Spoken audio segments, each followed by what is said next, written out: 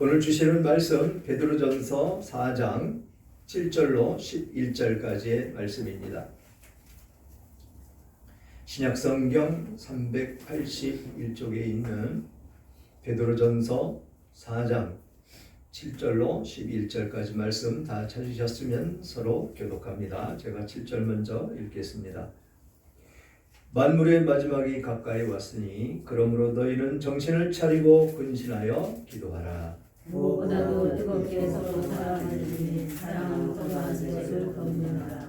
서로 대접하기를 원망 없이 하고 각각 은사를 받은 대로 하나님의 여러 가지 은혜를 받은 선한 정신과 같이 서로 봉사하라. 다 같이요.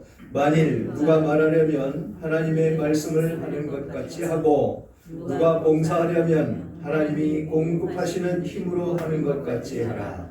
이는 범사의 예수 그리스도로 말미암아 하나님이 영광을 받으시기에 하려 함이니 그에게 영광과 권능이 세세에 무궁하도록 있느니라. 아멘. 아멘. 오늘 제목은 종말 때의 때를 사는 성도의 자세라는 제목으로 은혜를 나누기를 원합니다. 종말, 이 종말 때, 마지막 때를 말씀하고 있는데 우리의 삶이 어떤 모습으로 이 종말 때를 살아야 되느냐를 말씀하고 있습니다. 지금 우리가 하나님 나라에 대해서 지금 살펴보고 있죠. 그 하나님 나라가 바로 종말 때 우리가 갈 수 있는 그런 나라를 지금 말씀하고 있는 것입니다. 그래서 이 베드로전서는 그리스도인들이 가장 박해를 많이 받을 때 쓰인 그런 책이다라는 것이지요. 주 60년을 전후해서 네로 황제로부터 그리스도인들이 가장 많이 박해를 받을 때에 그 당시 교회의 최고의 지도자인 베드로가 핍박과 고난 속에 있는 성도들에게 천국의 소망과 하나님의 말씀으로 위로하는 내용들이 많이 들어있다라는 것입니다. 오늘 본문은 박해가 심각한 상황에서도 여러 가지 시험과 고난을 당하는 초대교회 성도들에게 베드로가 하나님의 말씀으로 위로를 하면서 그리고 어떻게 고난을 극복하고 어려운 역경과 싸워서 승리하는지를 하나님의 말씀을 통해서 교훈하고 있는 것입니다. 만물이 마지막이 가까웠다는 것은 항상 기억하고 정신을 차리고 항상 기도하는 신앙으로 무장하고 교회 안에서 서로 사랑하고 대접하고 봉사함을 통해서 선한 청지기로서의 삶을 살아가라라고 말씀을 하고 있다는 것입니다. 우리는 지금 이 마지막 시대의 삶을 살아가므로 아주 피폐해진 세상 가운데 살아가고 있지요. 그래서 우리는 이 본문을 통해서 이 마지막 때를 살아가는 우리들의 자세가 어떻게 살아가야 되는지를 살펴보며 은혜 나누기를 원합니다. 7절 보니까 만물의 마지막이 가까웠으니 그러므로 너희는 정신을 차리고 근신하여 기도하라 라고 말씀을 하고 있습니다. 정신을 차려라 라고 말씀하십니다. 그래서 이 본문은 만물의 마지막이 가까웠으니 이 마지막이라는 말을 참 의미가 깊게 우리들에게 다가오고 있는 것이죠. 마지막이라는 것은 사람들로 하여금 정신을 번쩍 들게 하는 말입니다. 이 말씀은 우리가 무엇을 하든지 지금이 마지막이라는 각오로 일하라는 그런 말씀이기도 하기 때문에 그렇지요. 여기서 마지막이란 종말을 의미하는데 우리가 사는 이 세상은 영원히 존재하지 않다라는 것입니다. 사실 이 마지막이다, 종말이다, 죽음이다라는 말은 그렇게 반갑게 들리지 않는 것이 이 단어이기 때문에 그렇습니다. 영원하다고 하면 참 좋습니다. 좋아합니다. 안 믿는 사람들도 영원하다고 그러면 너무 좋아하죠. 사랑도 영원한 사랑, 기쁨도 영원한 기쁨, 소망도 영원하면 이것이 얼마나 귀하고 보배스럽고 그러겠습니까? 그런데 언젠가는 우리의 인생은 만물과 함께 종말이 있음을 우리는 알아야 된다는 것이죠. 요즘 세상 사람들도 이구동성으로 말세라고 말을 합니다. 본문이 말하는 만물의 마지막은 세상 끝을 가리키고 있다라는 것이죠. 그래서 이 마지막 때에 어떤 일들이 일어나는지 우리는 한번 살펴보고 넘어가야 될 것입니다. 마태복음 24장 5절로 14절 다 같이 찾아보면 좋겠습니다.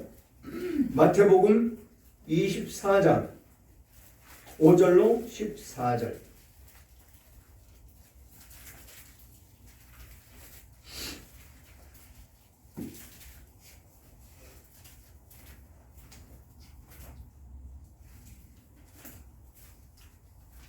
마태복음 24장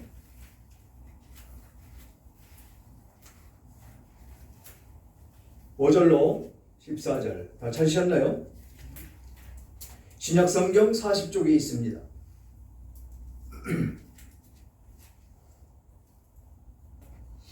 다 찾으셨으면 한번 다 같이 합독하며 읽어보겠습니다. 시작. 많은 사람이 내 이름으로 와서 이르되 나는 그리스도라 하여 많은 사람을 유혹하리라. 난리와 난리 소문을 듣겠으나 너희는 삼가 두려워하지 말라.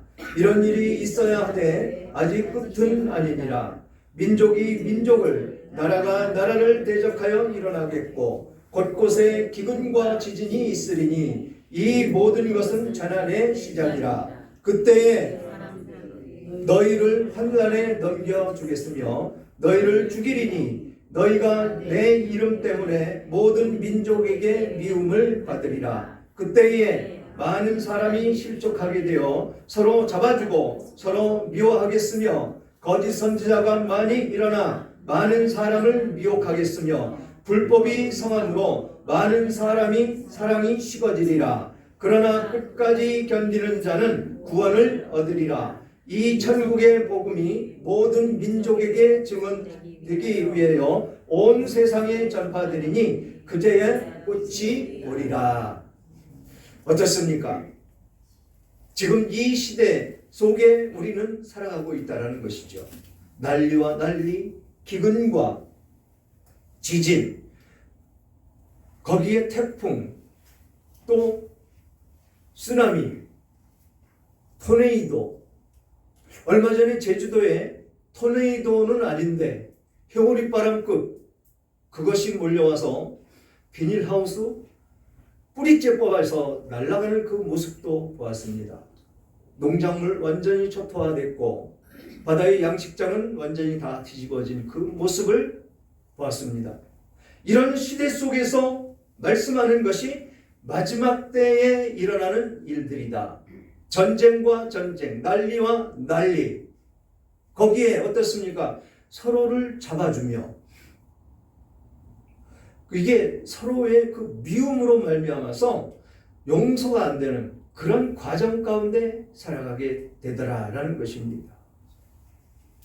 그래서 우리는 오늘 본문 말씀과 같이 마지막이 가까웠으니 너희는 정신을 차리고 근신하고 기도하라라고 말씀을 합니다.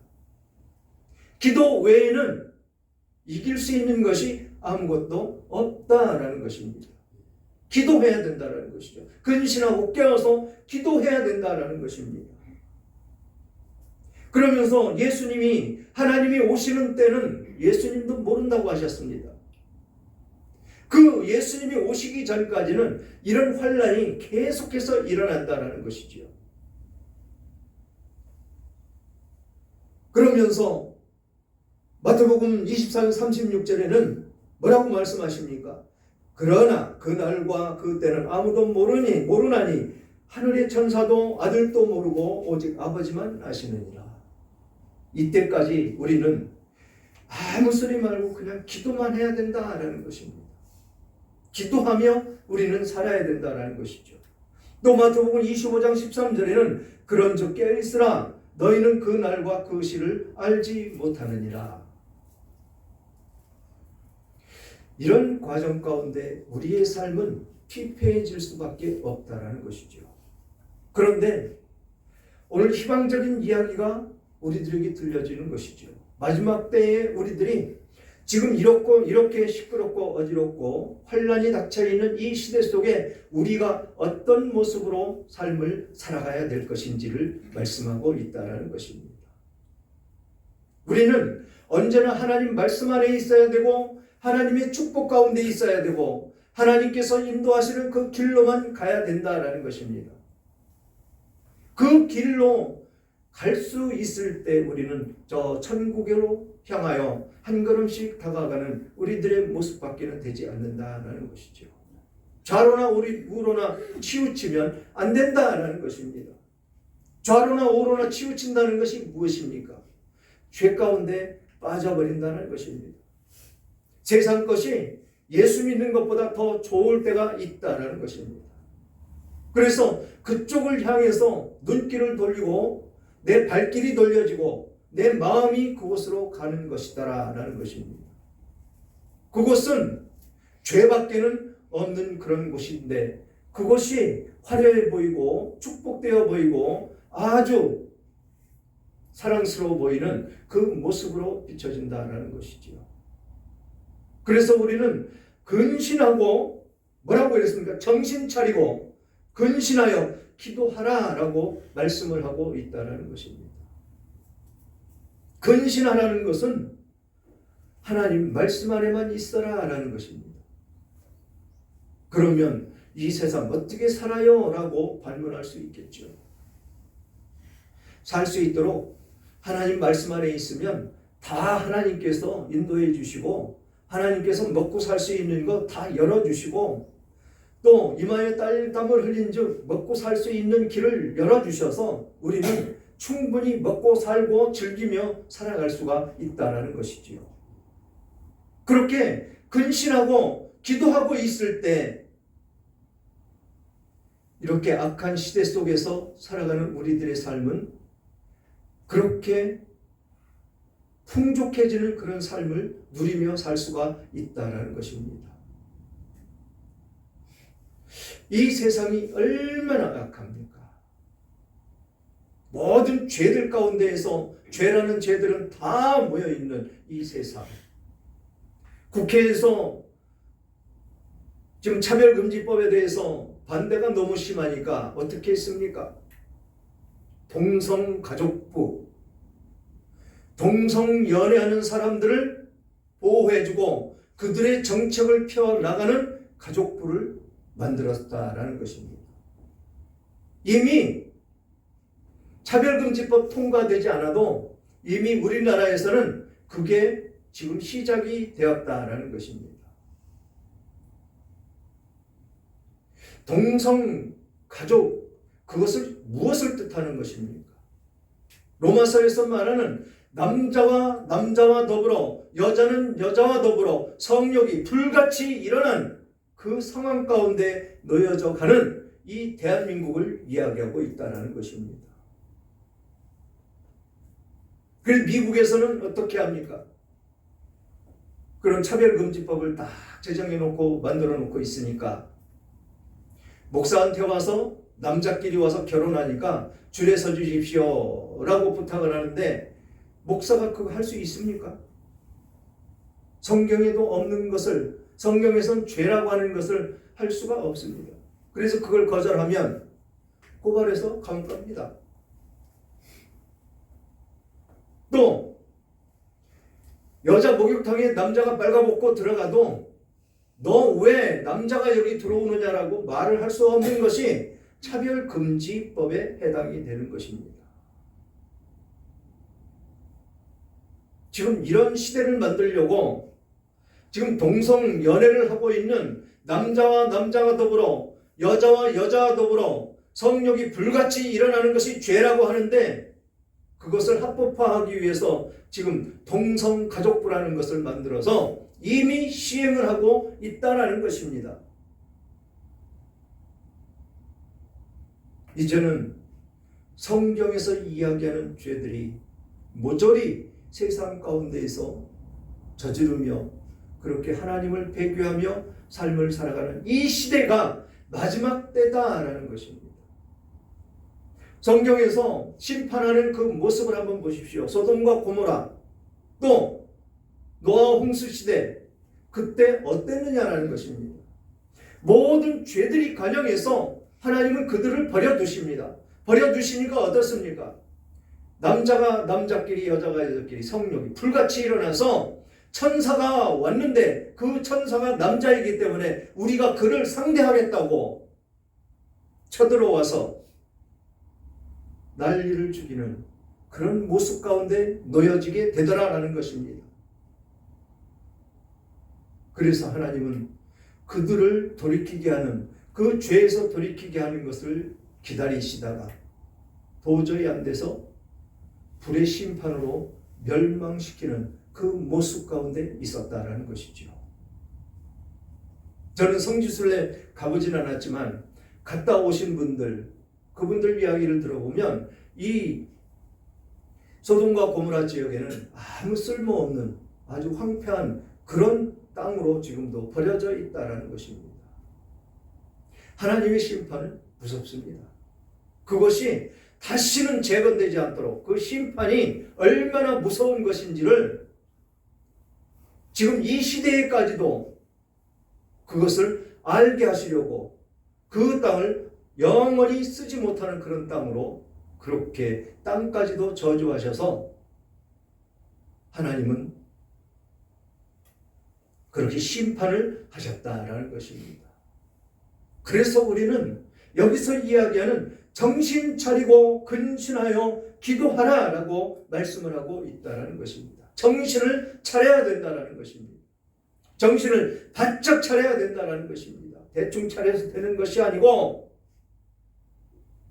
그래서 이 마지막 때 이 환난 가운데 있는 이 상황 가운데에서 우리는 이겨나갈 수 있는 그런 힘을 하나님으로부터 공급받고 이겨나갈 수 있는 그 힘을 받아야 된다라는 것입니다. 그러면서 아주 소중한 말씀을 하십니다. 뭐라고 말씀하십니까? 8절 다 같이 함께 읽겠습니다. 시작. 무엇보다도 뜨겁게 서로 사랑할지니 사랑은 허다한 죄를 덮느니라. 이 마지막 때에 뭐라고 말씀하십니까?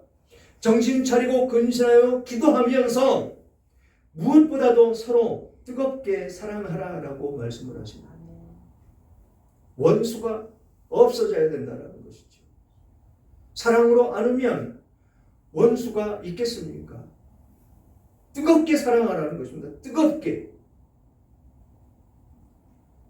그냥 너 사랑해. 이것이 아니고 사랑하라는 것은 내 목숨과 같이 사랑하라는 것입니다. 성경에서 말씀하시는 사랑은 내 친구에게 내 목숨을 주는 것이 사랑이다라고 말씀하시듯이 내 목숨까지도 아끼지 않고 내 상대를 사랑하는 것을 사랑이라고 이야기를 합니다. 예수 그리스도께서 우리들을 위해서 그 몸을 희생하신 것과 같이 똑같이 하는 것이 사랑이다라고 말씀을 하고 있다라는 것입니다. 누구를 미워하면요, 그거 죄를 짓는 것입니다. 미워하는 그 마음 먹는 그 순간서부터 그게 바로 죄가 됩니다. 그리고 미워하면 어떻습니까? 그 사람 보기 싫어지죠. 사랑하라고 그랬는데 보기 싫어지고 말 한마디라도 그 사람에게 따뜻한 말이 전해지겠습니까? 이 마음이 얼마나 중요한지 모릅니다. 이 생각이. 그래서 사람이 사람을 미워하는 것보다 큰 죄는 없는 것입니다. 그래서 원수를 사랑하라고 말씀하셨죠. 그가 줄이면 먹을 것을 주고 그가 목말라 하면 마실 물을 주라고 말씀을 하십니다. 원수를 사랑하라고. 여러분들 원수 있으십니까? 그 원수를 예수님이 나를 사랑하신 것과 같이 그렇게 사랑하라고 말씀을 하십니다. 그러면 내 부모를 죽인 원수인데 그것을 어떻게 그냥 보고 있습니까? 라고 묻는다면 하나님께서 뭐라고 그러십니까? 그 원수는 내가 갚아줄 것이야. 그러니까 너는 사랑만 해 라고 말씀을 해 놓으셨다라는 것입니다. 그러니까 우리는 그 원수를 놓고 그를 용서하고 그를 사랑으로 품고 기도할 때 하나님께서는 그것을 다 보응해 주시더라라는 것입니다.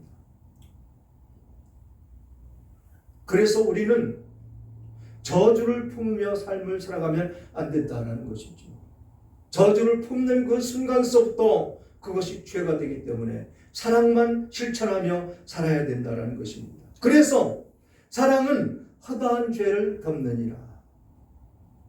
모든 죄를 덮어줄 수가 있다는 것입니다. 용서가 될 수 있고 화해가 될 수 있고 이해가 될 수 있고 가장 심하게 다투는 것이 누구입니까? 부부가 서로 가장 다투고 가장 큰 소리 많이 치는 것이 부부입니다. 그래도 한 집안에 살고 있고 사랑으로 안을 수 있는 그런 관계이지만 그 마음까지도 버려라라는 것입니다. 그 마음까지도. 그러니까 그 상대에게 화가 많이 났을 때 1분만 참으면 된다는 것이죠. 1분만. 1분을 안 참고 그 화나는 대로 입에서 쏟아놓으면 주워 담을 수가 없습니다. 한번 뱉어놓은 말은 주워 담을 수가 없습니다. 그래서 우리는 항상 하나님 말씀 안에 있어야 된다는 것입니다. 그래서 그렇게 화가 날 때 성경이 생각이 나야 된다는 것이죠. 화가 나는 것은 하나님께서 죄라고 했으니까 그 죄가 생각이 나야 된다는 것입니다. 그래서 잠깐 멈추고 또 멈춰도 안 되면 도저히 어떻게 할 길이 없으면 슬며시 뒤돌아서 나가는 것이죠. 그런데도 이 울분으로 말미암아 삭혀지지 않는다면 나와서 주여 한번 외쳐보십시오. 주여. 그냥 눈 녹듯이 녹아내리고 말 것입니다. 우리는 그 안에 살아야 된다는 것이죠. 말씀 안에, 사랑 안에. 그 사랑을 실천하며 사는 것이 우리들의 인생의 도리다라는 것입니다. 그것이 구원받은 하나님의 백성이고 저 천국 시민권자로서 하나님을 높이며 하나님을 찬송하며 그렇게 살아가는 우리들의 모습이다라는 것입니다. 그래서 요한복음 13장 34절에는 예수님께서 이렇게 말씀하셨죠. 새 계명을 너희에게 주노니 서로 사랑하라. 내가 너희를 사랑한 것 같이 너희도 서로 사랑하라. 예수님이 우리를 사랑한 것 같이 사랑하라. 이것이 아까 말씀드린 예수님이 우리들을 사랑한 것이 무엇입니까? 죄 가운데 빠져있는 우리들을 예수님이 친히 제물이 되셔서 죽으시고 피를 쏟으심으로 말미암아 우리들의 죄를 덮어주시고 용서해 주시고 하나님의 백성을 삼아주신 것이다 라는 것입니다. 그런 사랑을 실천하며 살아가는 것입니다. 내가 너희를 사랑한 것 같이 너희도 서로 사랑하라 라는 것입니다. 그러면서 또 뭐라고 그럽니까? 서로 대접하기를 원망 없이 하고 각각 은사를 받은 대로 하나님의 여러 가지 은혜를 맡은 선한 청지기 같이 서로 봉사하라. 이것은 내 것이 없는 것입니다. 초대교회 때처럼 모이기에 힘쓰고 서로 떡을 떼며 나누기를 원하며 그렇게 삶을 살아가는 것이 이 교회 공동체다라는 것입니다. 서로 대접하기를 원망 없이 하라는 것입니다. 원망 없이. 불평, 불만이 있으면 안 된다라는 것입니다.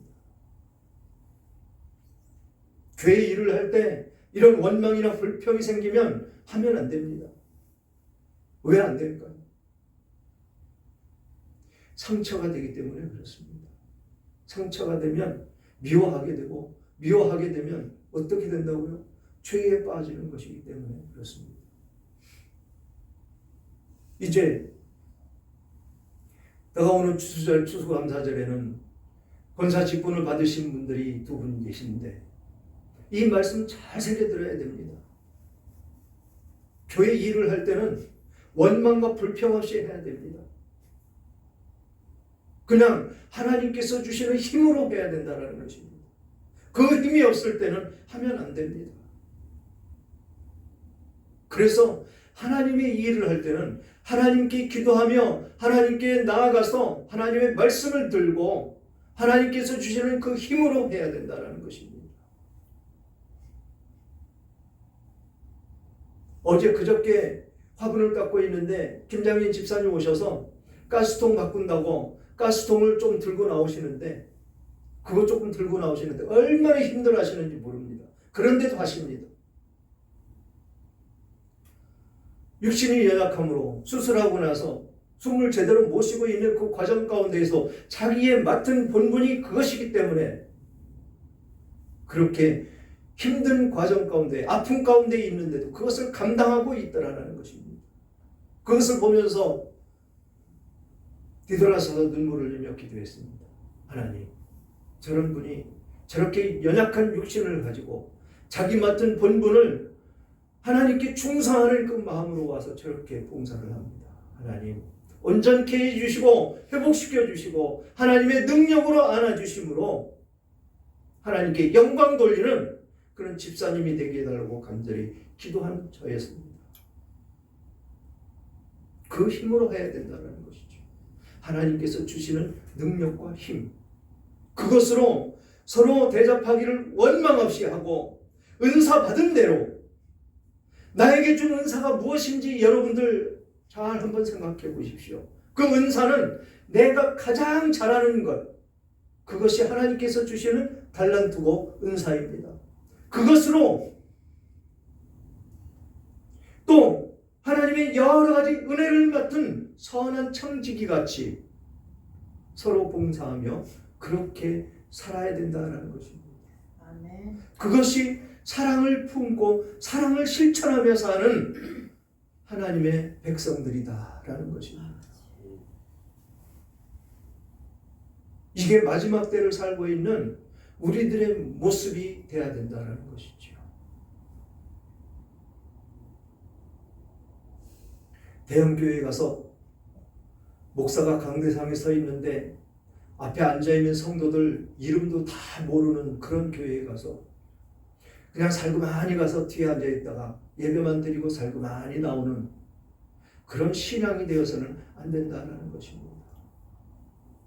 강대상에서 이 목사가 하나님께서 맡겨주신 그 양무리를 인도하는 것은 그 사람들 면면을 다 알아야 된다는 것입니다. 그 사람 성격, 그 사람이 하는 일, 그 사람이 무엇 때문에 아파하고 무엇 때문에 고통받고 무엇 때문에 고민하고 있는지를 다 알아야 된다는 것입니다.